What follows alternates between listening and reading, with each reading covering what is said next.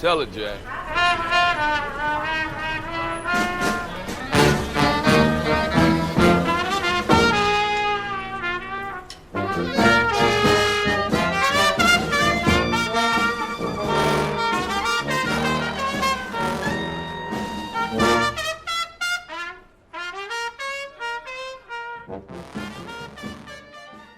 Hey there, everybody. Welcome to NOLA Food Podcast.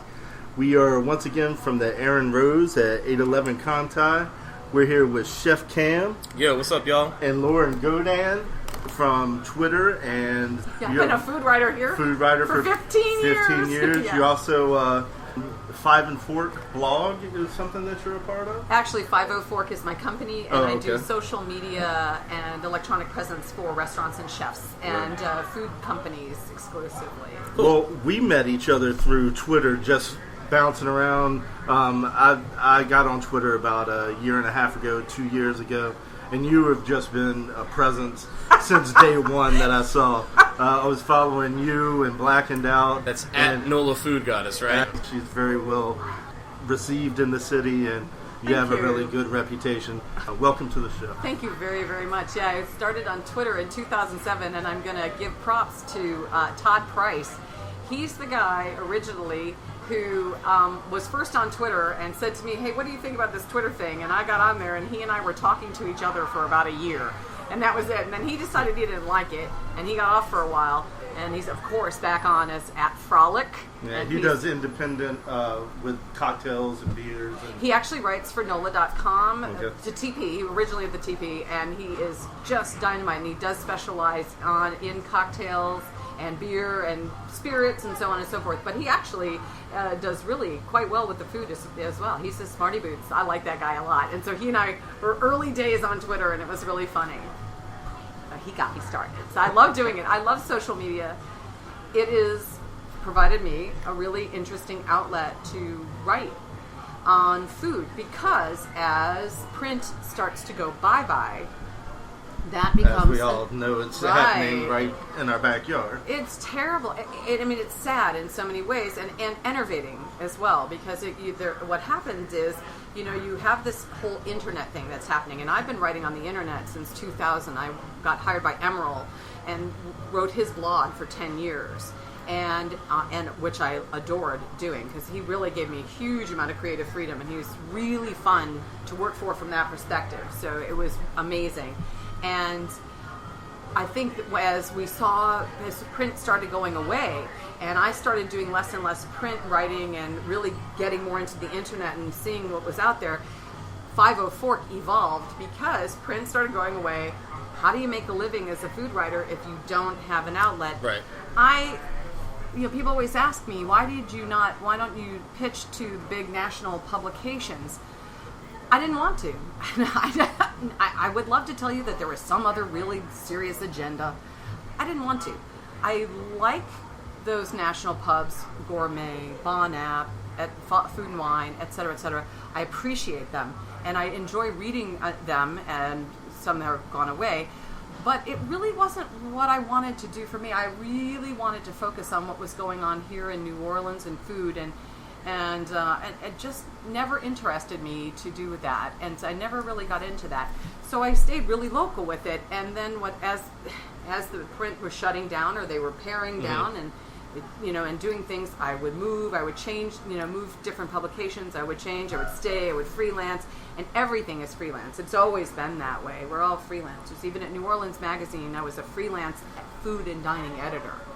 And so one day, my husband's fussing at me because there is no money to be made as a food writer. You gotta have a day job. Sorry, I don't want to burst anyone's bubble, but it's true. And my husband was fussing at me because the more money going out than coming in doing food. And I'm like, I don't know how to do anything else. Well, yeah, you still got to eat, right? So you got something to write about. So Right. And I'm moaning and whining. And the first thing I do is I get on my computer and I start to go onto Facebook to bemoan my horrible, woeful life. And as I'm doing it, I'm thinking, oh yeah, I need to remember to write people on Twitter and Facebook about this new restaurant that opened or this great dish I had. And then I'm like, I wonder why none of the restaurants and chefs are doing this for themselves. I mean, I'm doing it for them, and then a light bulb went off over my head, and I went, because they don't have time or inclination, and God love you chefs, but you can't write for heck. I love y'all, but yikes, is what I have to say to that. And a light bulb went off, and I called a couple buddies and said, hey, you want to give me a shot doing this? And they did, and 50 Fork was born. Awesome. And it gives me a really interesting creative outlet, because it's a way to be involved in the food industry, to write about it creatively, to know the chefs. And my big thing, I can't speak for any other local food writer, I like to be close to the chefs. They may be fancy chefs with fancy PR people, and I don't disregard their PR people, but I want to talk to the cat putting the hands on my food. Right. I want to know what there's going on in their brain. I want to know why they want to put some things together, what flavors are intriguing them at the moment. I want to talk to the person touching the food. And so I'm really close with a lot of chefs for that reason alone. That's my deal. That's what I like. We usually got like good liquor stowed away, you know, and you get to taste stuff. Sometimes be a little guinea pig, and we usually have some, good jokes, whatever. Oh, always good jokes, dirty jokes. Dirty jokes, yeah. And I don't tell anybody's like gnarly secrets. I love to gossip. Right. Oh yes, love to be in the loop. I'm not going to deny that. But you tell me something secret, and it's staying. It goes to the grave. And I've got the chefs. Most of them now know that they can trust me for that, and I'm not going to tell their secrets. Well, how have you seen it over in the past 11 years change on the internet to where now that we have businesses that are actually just based on social media. Isn't that brilliant? Yeah. I think it's amazing to Yeah. me. I think that is the beautiful part. The great part is that you can have a business that evolves strictly from internet without, using necessarily advertising or paid advertising. It's just social interaction and getting that word out there and being consistent and getting in front of the eyeballs of the people who do still have jobs writing at places like the Gambit or in the, Picayune, or maybe hopefully in the future the Advocate or other New Orleans Magazine. All of those. I think it's important to honor them all. I love different voices on food. I read everybody's stuff. I don't always like everybody's stuff, and I'm pretty vocal about it, but I really appreciate what they do, and I think it's a very big deal, and it does give young creative chefs and would-be cooks a great platform. Here's the side of it that I'm not so fond of. Anybody wakes up in the morning and scratches their ass and says, "Oh, I think today I'll be a food writer," and Right. they don't know doodly squat about working in a kitchen or working on the line or food for that matter. It's not enough just to say, hey, I eat, therefore I can write. Well, maybe it is because the internet allows it. Yes. I'm not reading it. And they give you multiple voices. We have forums in the city. We have Yelp, Urban Spoon. You could hit 6 different things on a business that Right. you decided. Hopefully you have the intelligence and culinary acumen to sift through the awful dumb writers. That's my biggest complaint. And it's not even a complaint. What I've noticed the most about, especially Yelp and reviews on Yelp, is that there are so many journalistic, like a real journalist would never indulge in the inaccuracies that get printed. You know what I'm saying? So some people, I can be in Alaska and say Killer Po' Boys in New Orleans sucks, and Chef Cam's Bloodhead. yeah, exactly. Whatever. Imagine child molester. I don't know. Who knows? People write crazy stuff. They maybe stand outside of a restaurant and they don't like the color paint, and all of a sudden they're giving 1 star because they don't like the color paint on the building or on the walls. That is not credible. Thankfully, people are wise enough to separate the wheat from the chaff. The damage is done when you're looking at your smartphone and all you look at are the stars, and you go, oh yeah, they got 2 stars. Well, you don't know why. It could be because some dumbass decided he didn't like the color paint on the wall. Therefore, for me, citizen journalism, which is what Yelp and Urban Spoon, bullshit. I'm not down with it. I'm sorry if that offends people's sensibilities. No, thank you. Make your own judgment. You want to, if you want to write or read or whatever my stuff, and great, fantastic. I want to read what you have to say too. That doesn't mean I'm going to make it part of my soul and make my decision based on it. I just want to hear what you got to say. It seems like it's a tool for tourists, right? That could be go to a city, don't really know, don't want to put in the effort, to check some shit out online. and let me just press a couple of buttons. I mean, and I see what's get up. I get a lot of guests from the internet. I love when people tell me where they come from, because we don't even have a sign out there. So It's fabulous. which is we're hidden. I tell people it keeps the riffraff away. I think So, and I don't know who the riffraff is, but I hope not to see him and sell might them be sitting sandwiches. here. But yeah, I don't know. It's a very fascinating thing. For me, I'm such a stickler for detail. So if I'm reading a piece in whatever publication or online, and there is a gaffe of some sort, I mean either just a food gaffe, that obviously either the person didn't eat what they're claiming they ate, or they simply just didn't talk to anybody about it, and they're like making wild guesses off the top of their head.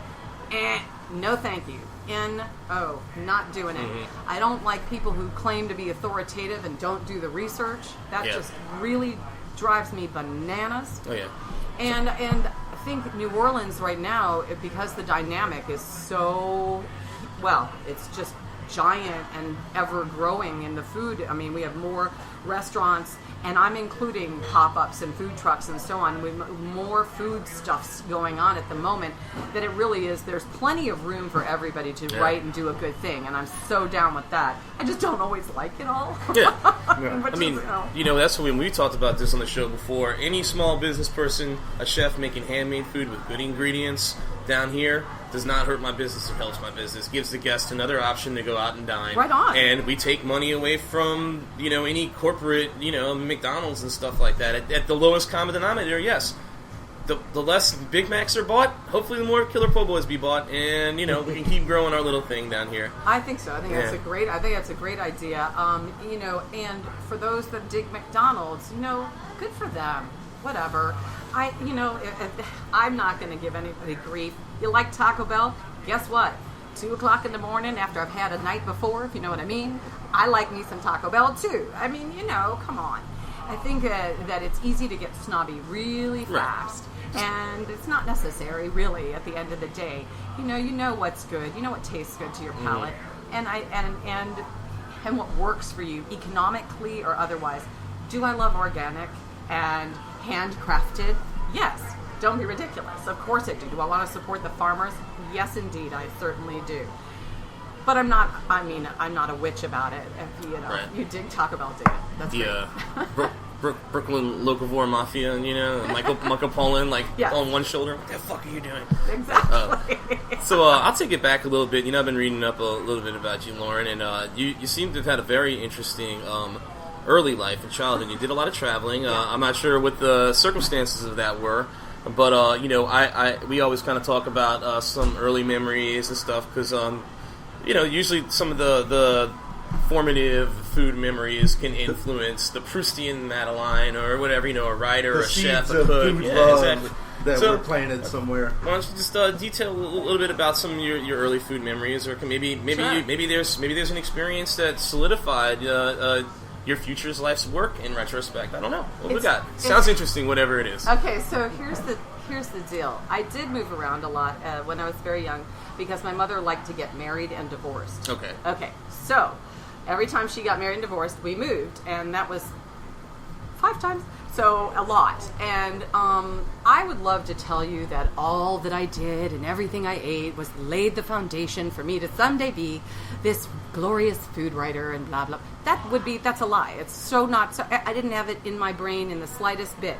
I lived in Portugal when I was very small, and I've always been a foodie. But I know that I'm hardwired for that, because my mom is a foodie, my dad is a foodie, my grandparents were all really loved good food. I'm from Chicago originally, and I remember eating at a very famous Chinese restaurant with my grandparents called Ho Cow, which is in downtown Chicago, and with my uncle Eddie Sinico. I'm a Jew from Chicago, and we would draw and eat and draw pictures of rice and rice bowls and chopsticks, and we would eat all this gorgeous Chinese food. And my dad took me to a restaurant when I was really young too, called Sukiyaki, and I developed this immense love for Japanese cuisine. This was the sitting on the mats kind of Japanese eating. And my mother cooked French, and she didn't cook anything. I don't even know why I said that. We had a cook. She loved French food, and my grandmother did too, and I went to Maxime's when I was very young. I feel very, very blessed. I have had an amazing culinary experience through my life because we all just are food nuts and lovers. I mean, really and truly. I remember my first bite of caviar. I think I was 6. And my mother was throwing one of those wacky 70s parties that had all those crazy foods on a stick and, just a pineapple and whatever else. That, awful, that ambrosia era of yucky food. I don't dig it, but whatever. And there was this big bowl of caviar. And she pointed it out to me and said, okay, and you can have a taste. And I took a toast point just with sweet butter and a blob of caviar. And I put it in my mouth, and I looked at her, and she looked at me, and she went, uh-oh. Because I thought I died and gone to heaven. I mean, I went bananas. And so I hovered around the caviar bowl all evening. Nice. At 6. So I know it sounds really like, oh, goody for you, little Miss Privilege. Yes, I'm not going to lie. Yes, I did. I had a very privileged childhood and got to eat very broadly and very beautifully. Did it ultimately inform me as a food writer? Of course, at the end of the day. But it wasn't really what I wanted to do. When I was 12, I wanted to be the first female Supreme Court justice. Okay? That's really what I wanted, was law, protect the people. I mean, stand up for what's right. I had it wasn't even a twinkle in my eye to do this at all. I loved cooking and so on, and I came here when I was 16 to go to college. And I, came to the French Quarter, and I had this... Loyola, right? Yeah, I ended up at Loyola. Started at Tulane. Wasn't my cup of tea. Went over to Loyola. Loved my education at Loyola. Theater? Loved it. You were in theater? Yeah, my degree is in theater. I have my bachelor's degree in theater, which I did use a little bit of. I mean, I did some theater work, but I'm actually more of a back-of-house kind of gal. Really, I don't really need to be on the stage. It's not I like it, but it's okay. I prefer directing and makeup and hair and that kind of thing. And it was really interesting to come to New Orleans, and it was such a food city, and my very first food experience was at Desire. And I walked in, and they had big mounds of crawfish piled up on the bar. And I didn't know that they were crawfish. I went up to the bartender and went, oh, langoustine! I thought they were langouste. I didn't know. I mean, that's what we ate. Yeah, right. Crawfish was a pit. So the guy looks at me and goes, what? No. And I said, what are those? And he told me, and he gave me some. And I literally, my very first day in New Orleans on Bourbon Street, I ate my way around the French Quarter and paid nothing. People just gave me food, and I went, holy smoke. Wait, you paid for the egg roll at Takeout? Oh, I did pay for you're right, I did pay for food. Thank you. You're absolutely right. I read that, and I remember, cool. I did. I went to McDonald's 15, and I grew up in the French Quarter. And I remember the takeout. I missed the shrimp on a stick. Yeah, man, everything on a stick, bro. The egg roll was the rock bomb. It was like that big. You're right. I wasn't drinking and using it to fortify my drinking self back then. I was 5 and 6. But I loved, let's get the Chinese. Takeout really was good, wasn't it? Ooh, it was delicious. American Chinese food at its absolute raw best. I mean, we're not going to have shame. I remember passing it and smelling it as a child, and having to stop and look around. And they always had the cool lacquered food in the window. Yeah. Yes. And you could actually see what you were going to eat that was preserved. That's so funny. No, it's great. I mean, New Orleans is a beautiful experience. So, fast forward, because no one wants to hear about me from 16 to 51. Yikes.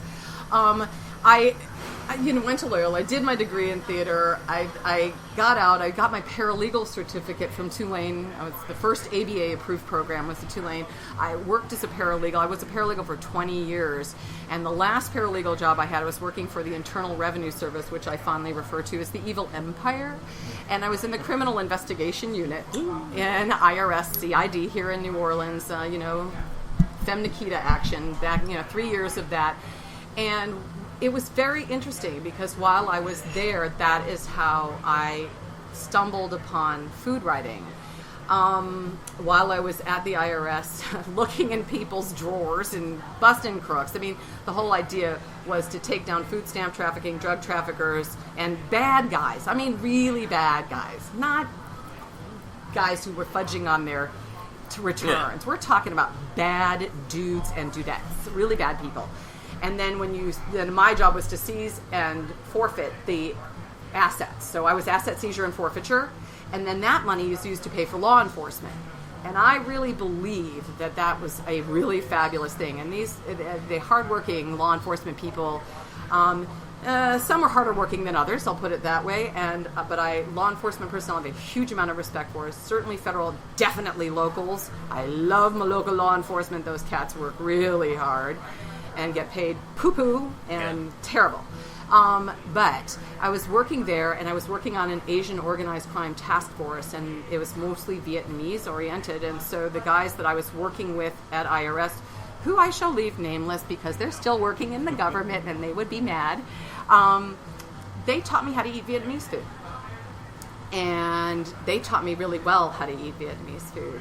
And I had gone to culinary school, and I didn't really do anything with it. I came back from Paris. I went to the Ritz Escoffier, and I peeled onions and emeralds when it opened in 1990. Big deal. But it wasn't really conducive to, I have a husband and a child, and that life doesn't really work. So I'm at IRS. I'm doing that whole thing. I'm eating Vietnamese food. I'm learning really the ins and outs of it. And I get a phone call from a friend of mine who is working at Gambit in traffic, and actually she's a relative now. She was married to one of my husband's cousins. And she says, well, we're looking for someone to do food feature. Have you ever written anything? And I lied, and I said, yes, I had, but I hadn't. I went home, I wrote a piece on Vietnamese egg roll, cha yo, and I faxed that from home, because clearly I wasn't using government equipment. And faxed it from home, and 2 days later was hired by Gambit and wrote for them first and started writing for them. And Easy Food, which was John Demers' publication that used to be on the streets. And but my thing was to talk about a food like, say, strawberries. And I would give you a history about the strawberries, then the Louisiana take on the strawberries, and the politics of Hammond versus Ponchatoula, for instance. And I cultivated my food writing that way, but I still didn't think of it as a career. And then Marcel Bienvenu was working for Emerald, gave me my hit there. And then the next thing I knew, I was writing for St. Charles Avenue, and at that point it was called New Orleans Publishing Group, NOPG. And they gave me a chance to write for them, and it was then a snowball rolling downhill because nobody was really doing that kind of work. And I was at IRS, and finally in 2000, I had one of the agents I was working with on a very, very, very big case. I worked on the Edwin Edwards case, and I worked on David Duke. And I was working with a gentleman who is still doing work, so I can't say his name either, but I love him because he came to me and said, okay, what the fuck are you doing here? Stop wasting your time. I mean, you're good at what you do, but really, you need to go. And I went home and thought about it, and he was right. I needed to go. And I just jumped in and went for it, and have been able to make a career. My husband would definitely quibble with that term. However, I have made a career out of food writing, and I lucked into doing some television, and I lucked into doing some radio. So you created a business from a business that wasn't even there.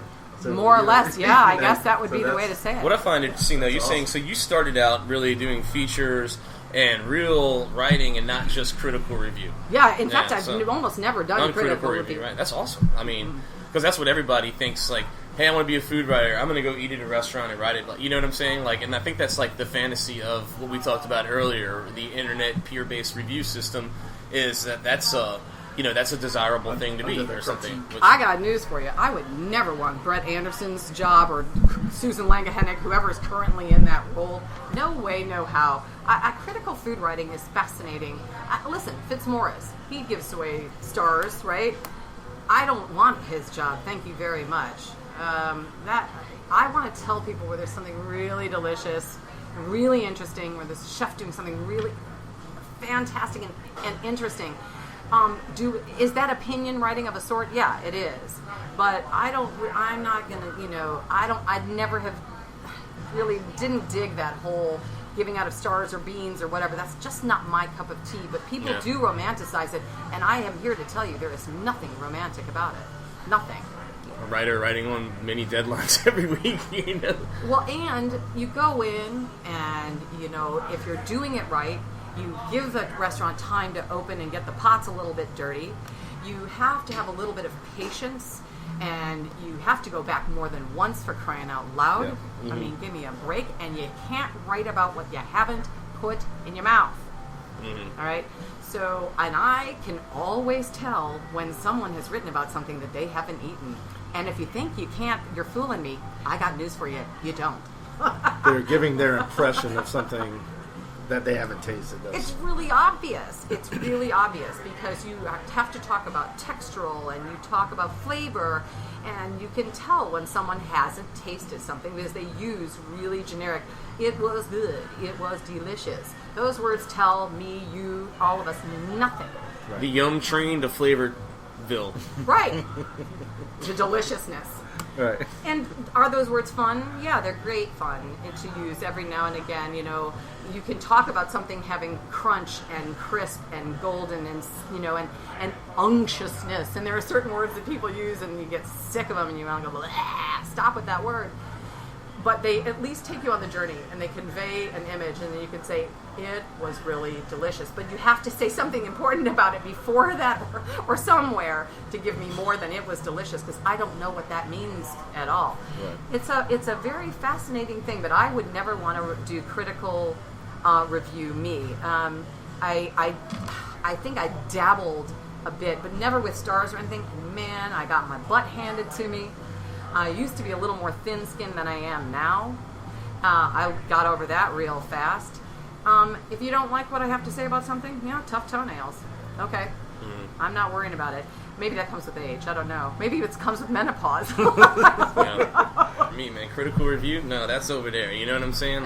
We would never indulge in that. Now, I gotta tell you though, it's a very interesting thing though, because the reason that critical review and things that when you talk about something that's bad are read so prolifically is because it's that old adage of if it bleeds, it leads. Right. People love it's to like the car wreck. It's the car wreck syndrome, you know? Right. They want to hear. They want to know. That something was gnarly and nasty. I got accused of being somewhat Pollyanna-ish. I'll take it. Right. Because I don't want to tell you where it's crap. I want to tell you where to get something good. And or it's that's not good enough for you, too bad. You know, it's like that opening on Bourbon Street, the Saints and Sinners place, you know? I'm not going to indulge in anything. I have an opinion. I haven't eaten there yet, but, they're getting a lot of play because of the celebrity involved with it. But, I mean, I've read their menu, and I'm going to go ahead and assume that it is not like, you know, it's food for people on Bourbon Street as part of entertainment and not a handmade food prepared by a chef with love, care, passion, and a desire to serve. And I'm going to assume that C. Tate's is not in the kitchen rocking the food. Right. So I don't really care about that. But the car wreck aspect, I'd love to read some critical review of the Dick Sticks when it comes out. So. I get such a kick out of seeing all that stuff. Again, I don't read that to me. Like, I know because I see it, you know what I'm saying? But I don't absorb that information. It's just not what I dig. But I do appreciate that there are people that love that kind of stuff. And guess what? Terrific. There are about 1 million food writers who write right to you, and you're fabulous. And that, by the way, to circle back to your thing, is why the internet, the advent and the explosion of the internet is really cool and really important, because there is someone writing on food out there for everybody. Yeah. I mean, really gone are the days of the talking head, the single person. You know, Mr. Fitzmaurice has his people that really dig what he has to say, and he has his detractors. But I think that he has something important to say to a group of people. Tom who? Yeah. No, I'm kidding. I'm not one of those people. I don't dislike him. I don't know the man from a hole in the ground. But what he talks about and how he talks about things, not my cup of tea. I got other people I like to listen to. A lot of people listen to him. When we were at Smoking Buddha, we got mentioned a few times, and we got droves of people. Heard you on Fitzmaurice. Heard about you on Fitzmaurice. Isn't that cool? But that works. But I'm gonna tell you what, the demographic was 60 and up men that heard us on Tom Fitzmaurice. Yeah. And I think he's touching those people. Absolutely, and it's important. They are people with fungible income, and they're going out and doing some dining. Yeah. So he's doing a good thing. And then you can listen, there's so many cool people to listen to, including you guys, which I think is just spectacular. What's awesome, because we like to keep the content up. All right, so I'm going to bring it back to, like I said, we're doing the Women Voices in NOLA Food Month. And we'll just kind of bring this up. Has there been any impediments now working with chefs and restaurateurs? Notoriously, and I'll tell you a little story. Sure. I have the male perspective, right? You know, so I've never indulged in the fallacy that a woman is not going to be good as a cook on the line in the kitchen. I've indulged in the reality that a lot of people aren't going to be good cooks on the line, male or female, right? Right. And so I've never really, I've heard it said before about, some chefs, valuing somebody by their gender. I didn't really agree with it. I moved to New York, right? And my name is Camille. My real name is Camille, Camille. To about 99.9% of the rest of the world, or the rest of America's population, you see that, you think it's a woman. Right. Right? Not here. Not here. Right. But, and maybe even still here. But one thing, when I was sending out resumes, I wouldn't get callbacks or emails back on them. Wow. So I started going by Cam, C-A-M, which seems like a man's name. Yeah. The same place. Same exact resume. I would get a call back for an interview or trail. So... and I've been thinking, and I kept that with me over the couple of years, and especially now being a boss man.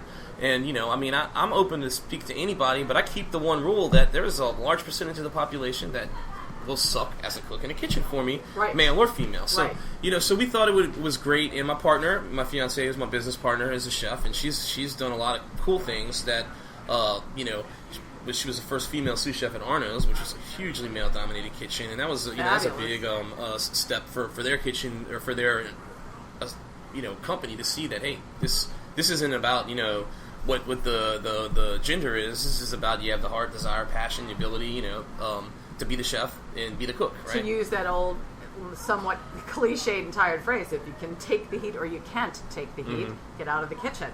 It applies to women and men, right? You can't take the heat, get the hell out.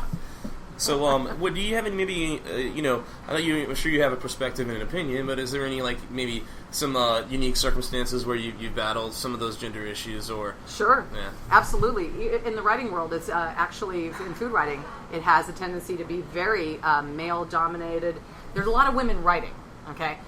Don't get me wrong. Lots of women writing. But men are more cliquish. And they have a tendency, the male food writers, to really stick together as like an old boys club and a network. Now, that at first offended me greatly. Again, as I've gotten older and wiser, for lack of a better word, I realized I don't care. Good for you. You rock it. You do what you need to do. But yes, I think there is. And I think that we still, as a population of people, have gender biases. And you wonder whether, is a woman going to cry on the line? And the answer is, there are people who absolutely will cry on the line. And there are women who cannot believe anyone would cry on the line. And they don't do it. I've seen men cry on the line. Right. So same here. That's not gender. Right. That's hard. And so I think, but there is still that idea that women are more emotional. Although I think we all now know that men and women in this profession, it's an arts profession. Yeah. There are egos. These are artists. You're going to have guys and or gals who are going to cry on the line or not cry on the line or be crazy or whatever they are. It's changing. I think people are more accepting. I can tell you this. When I was in 89 and I was at the Ritz-Escoffier and I did a stage at the Espadon, which is the restaurant, they didn't give a rat's ass whether I had a vagina or a penis. You had a toad on, and that was it, right? You're going to can you turnate the carrots for 12 hours in a row? Can you not? Are you going to complain about getting the ribs from number 14 and 15 lamb rib with no meat on it for your dinner? I turned more mushrooms. My hand was like a claw. And yes, we turnate everything, and no, they didn't give a I couldn't have cared less. The only time it got dicey was walk-in. If I had to go in the walk-in and some, gnarly dude would follow me in and I got his frozen sausage on my leg, if you know what I mean. But you have to know how to handle yourself. You say, get off me, or it gets cut off. Just get off or get it cut off. You just kitchen's a dangerous place. Right on. You stand up for yourself and you don't let people push you around. I don't care if you're a guy or a girl. It doesn't matter. But it is... There is still some of that stuff happening in kitchens, in food writing, in the maritime industry. I don't care where you are. It just is. And now we're talking about the same time frame. I'm younger than both of you guys, but I started, working in kitchens when I was 16 down here. Well, 17 at Arno's down here. And, that was the only people on the Food Network then were just Emeril and Batali, and they were cooking. They were cooking. It was not soft. It was not this Bob Guccione like a penthouse soft focused photography on Leah whatever Giardia. Excuse me. That was an old joke. Giada Di Laurentiis. Yes, that was an old joke from a friend in New York, Giardia. But anyway, it was like actual real cooking, and for better or for worse, they were creating content. It was but there wasn't. And the humanist chefs were just coming to the forefront of Thomas Keller and stuff like that. There wasn't like kids. I didn't know any 17-year-old kid in high school, I want to be a chef. Now I bet there's probably thousands of them. Yeah, you actually at that time you had like Bob Iacovoni is an exact example of that. And I think of a lot of, and Bob Iacovoni, if anyone for some reason doesn't know, of course he's, right, he was the original at Cuvée, and he's working on some projects, and he actually does, on Tuesday nights, he does a soup Nazi sort of kitchen thing over at the Bridge Lounge, and he's working on a project, and he's keeping his cards close to his vest, and he'll get there when he gets there. And he, like quite a number of chefs, mostly male that I talked to, really did get their interest. They were bombing out in school. They really weren't. School was just not their bailiwick. Yeah. They found camaraderie in the kitchen. They found a place they felt at home, a place that they were comfortable expressing their art, and cooking saved them. It kept them from going to jail. I mean, I can definitely. That's definitely my story. I mean, I got into it. I didn't have to wake up early and shave, and I had a job for the afternoon. But and then you could drink and blah blah blah. Professional cooking, and the real story of it, in my opinion, the discipline and the structure, which goes back to the 19th century, saved me because my life was spinning out of control when I really got into cooking. And I mean. That it took a while. I'm not gonna say it was like a instant. All right, that's what I'm gonna do. I'm gonna be a chef. It took a long time. But that makes sense. But the discipline of coming in, the discipline of having to just be present and do these rote, mundane, routine tasks to get better. Is what I zoned in on. So if I drank till 6 in the morning, I wouldn't be able to get up at 7. Not that it didn't happen, but I wouldn't be able to get up at 7 and meet the fish guy in the professional manner that my boss would want me to have. But that's the whole point, is that's that separation, that wheat and chaff thing, because you have people who still do that partying and rock it out until 6 and 7 o'clock in the morning and can't roll into work, and those are the cats that call you from OPP and who get in various and sundry trouble, and they either have to come to Jesus and figure it out like you did, step out of it, or they don't, and that that is not really gender specific, but I will tell you that it's mostly more guys I hear than girls, and I'm really so not a judger. I try really hard to I appreciate their skill and their art and try to move forward with it. I think it's really very, very interesting, though, that most people that come to this profession, not all, most of them though, hit critical mass of some sort, emotionally or in their life, and that cooking really just saved them. And I'll tell you, in my own way, cooking saved me. This whole writing about restaurants and chefs is my savior, if you will. It is my way of coming back to it and reflecting and thinking about myself and expressing myself. And I have this amazing group of fellow writers, and I'm really fond of almost every single one of them. I mean, with very limited exception. And I think that locally speaking and nationally, et cetera. And we all have that muse one way or the other. And that's what I think of when I think of these 17-year-olds that you were talking about, or younger people who want to get in the kitchen. They are looking for home, and they usually find it. And I think that's just spectacular. I try to be real honest with people, 17-year-olds or young people that are talking to me about advice and getting into this. And I tell them, man, it's long hours. It's shit pay. It's, hard on the body. Sometimes you ain't going to get a pat on the back at the end of the night after you rocked out 800, at Mr. B's. And you have to live with that. They got that generation as a chef. The absence of criticism is praise. So if you didn't get denigrated for fucking something up 2 days in a row, man, that's the shit, right? I guarantee you, I felt that way at Bayona a couple of nights. Just if Spicer went upstairs and didn't say anything, Okay, cool. But that's a learning experience in and of itself too, and I think that's great. And you mentioned the early days of Food Network with Emeril and Batali, and I'm friendly with Sarah Moulton. And many years ago, we talked about this very thing, about this whole idea of what happened. The Food Network was a place to watch cooking, actually cooking and technique. In a more sort of refined and sophisticated way than, say, PBS, where you had those I love all those shows. I mean, I fell in love with the whole idea of TV cookery. And Jeremiah, for me, it was Jeremiah Tower. Okay. I mean, oh my goodness, I'm such a huge fan. But yes, the Frug came to town and signed showed me how to hold a knife when I was 10. That's what we grew up eating. My grandmother didn't cook, my mom cooked, but she learned Pierre Frenet and all those guys, right? Right. But she Natalie also knew Dupree. the old New Orleans or the old Cajun recipes from her grandmother. So we had like modern French food and then archaic, like the Louisiana gumbo of the tradition, which was awesome. But is that not the essence of what man. New Orleans and our cooking style is? You could be watching Justin Wilson, and I'm glad to see you. I'm glad for you to see me. I guarantee. And the man spoke the King's English, for Pete's sake. Yeah. It was a character for him. And he was actually properly culinary trained and brilliant, and ridiculous, but crackers in there. I mean, for God's sakes, the food was most of the time disastrous, but he was entertaining to watch. Yeah. And he had a fun, great story. Always, and drinking the wine and doing the whole thing. And you have Paul Prudhomme, who did his beautiful thing, and Goffredo Facchero and Chris Caragiorgiou. Those cats were amazing on television. Ridiculous. Game changers in the city. Yeah, but so important. And I think Food Network, in what they discovered was that personalities were making the day, and they just shifted their gears. And I currently am writing for City Eats, which is a Food Network product, and doing some also writing for FoodNetwork.com. And Emeril, of course, I worked for him for, as I said, many years.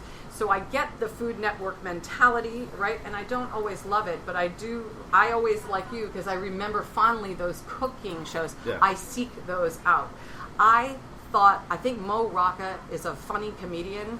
His show makes me want to punch. He has a show on the Food Network? Oh, it's called Foodography. Yeah, Foodography. Yeah. It's on the food. It's on Cooking Channel. Cooking Channel. Yeah. At this point, this guy was in here the other day. He's like, "Hey, you got to get what's his face, Guy Fieri in here," and I'm like, my chefs and cooks that I'm friends with wouldn't look me in the face after that. What are you talking about? I don't want him in here. But it's interesting because he can give you a really interesting boost. Remember, too, that while we may not dig what he's got going on in his personality and the flames and the weird hair and the glasses on backwards, I don't know where he's going with those glasses. I mean, it's like, why are those on the back of your head?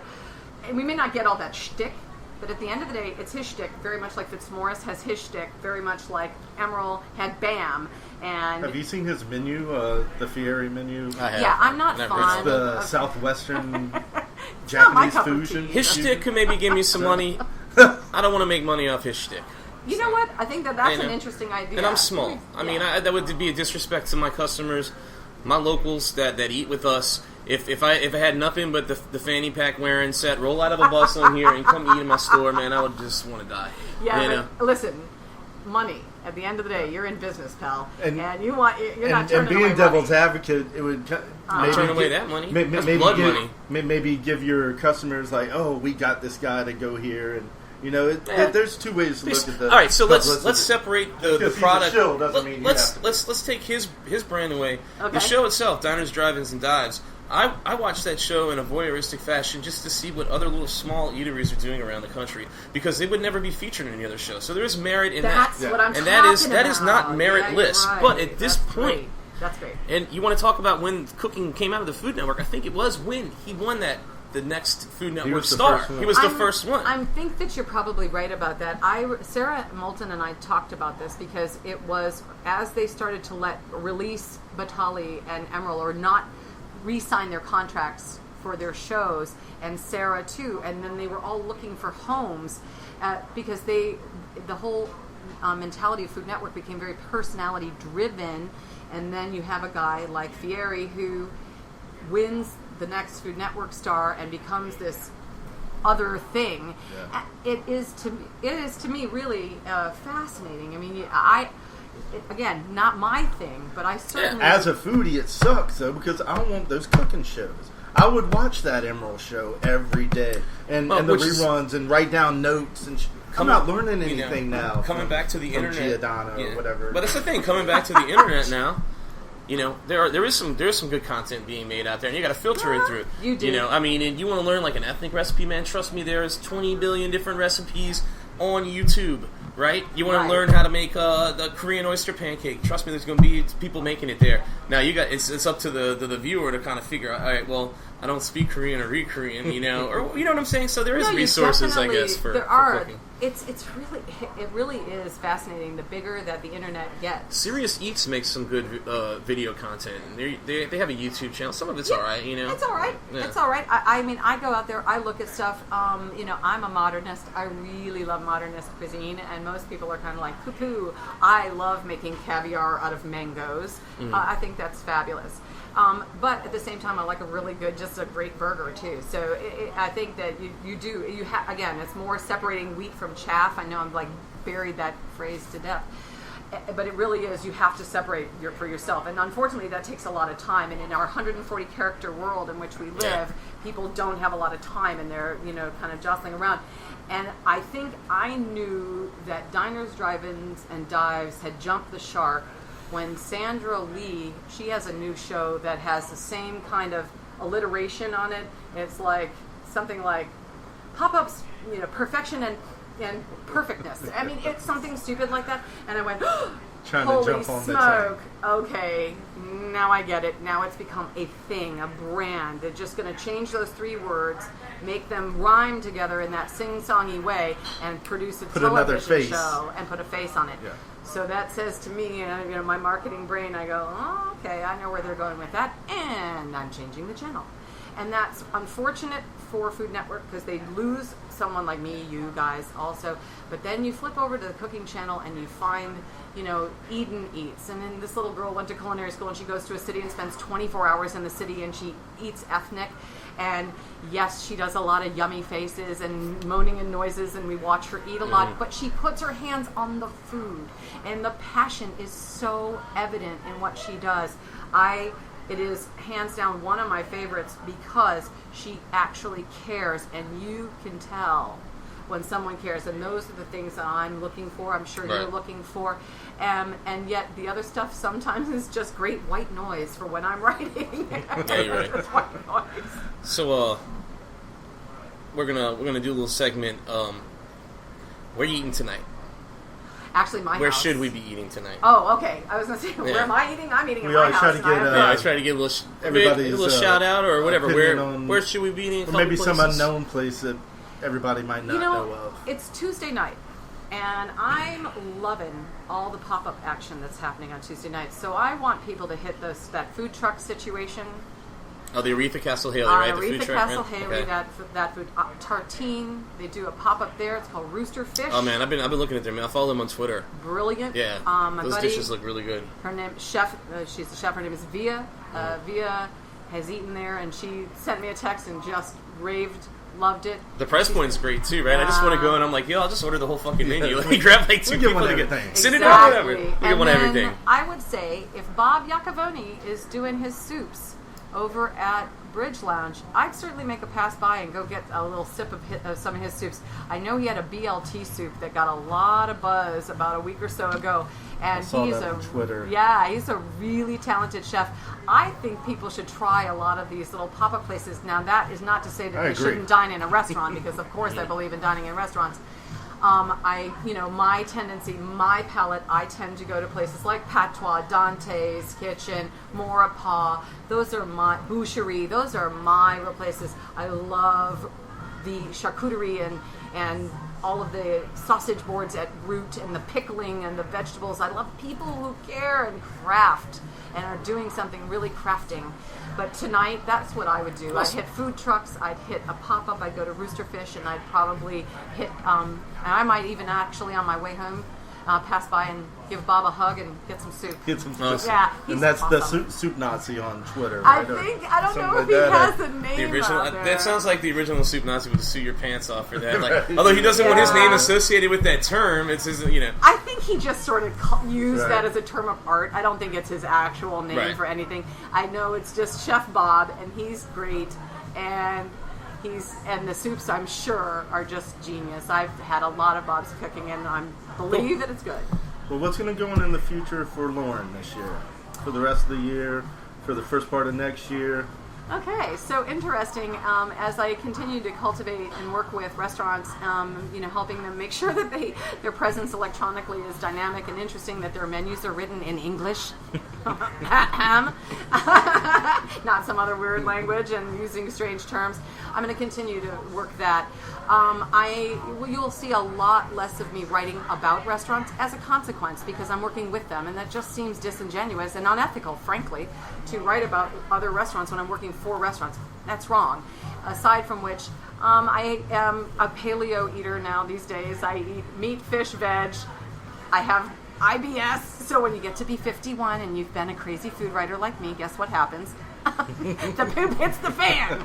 And so I'm actually really working on my own health and well-being, and taking a lot of yoga and doing some meditation, and continuing to work with guys like you, younger people that want to make their mark in the food industry, and I want to help them do that. That's, to me, the best thing ever. I adore the chefs. I love them very much, and they know it.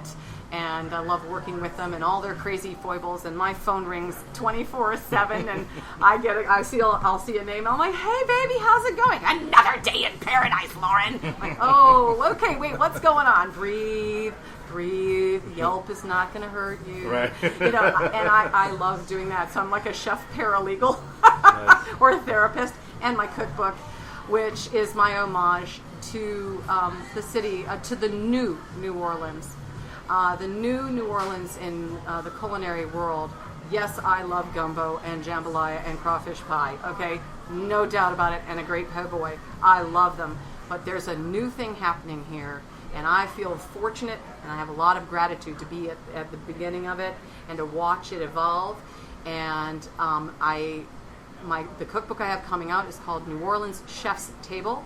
I went to chefs around the city, many of whom are very well known, that have never been in a cookbook. Iris, Chef Ian Schneblin. How is that possible? How is that possible? Dante's Kitchen, Eman Lubier. How have they never been included in a cookbook? I do not know. I really am A lot of chefs mystified. are so busy that they can't do it, and it's kind of strange. How do they not get asked? Yeah. I don't get it. So you'll see a lot of people that we all love that have never been featured before in a cookbook, and some of their recipes, an expression of who they are, not what I asked them to give me, but what they wanted to represent themselves. And that comes out in January, mid-January. And it's called New Orleans Chef's Table, and it's available, I think, for pre-order on Amazon if you're so inclined. If you're not, that's cool too. Go to the restaurants, spend money, and buy local. And where can people find you if they would like to get in touch with you? Oh, easy. They can go to my page on Facebook, which is NOLA, is New Orleans Food Goddess. It's Lorin Gaudin, Lorin Gaudin, New Orleans Food Goddess. I'm everywhere. Google me, for crying out loud. I mean, 15 years later, it's ridiculous. And if you want to email me, Lorin Gaudin, all one word, at gmail.com. I got no secrets. You can ask me anything you want to ask me. I'll pretty much tell you, like I said, no secrets. And I'm on Twitter at NOLA Food Goddess. And I have some other secret handles, and I'm not going to share those.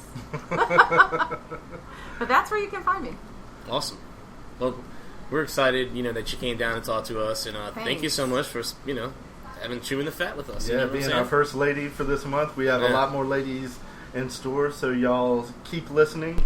If y'all want to follow us, I'm at NOLA Smokehouse at Twitter, and Chef Cam, you are at Killer Po' Boys. We're at Killer Po' Boys, and Facebook, Killer Space Po' Boys. And what are your hours, Chef? We're 12 to 12, Wednesday through Sunday down here, 811 Conti, New School Po' Boys. Come check us out, y'all. We appreciate it, Lorin. Thanks Thank very you so much. Yeah, and come eat at Killer Po' Boys. Yeah. There's a reason it's called Killer Po' Boys. There's Yes. that. Thank y'all. All right.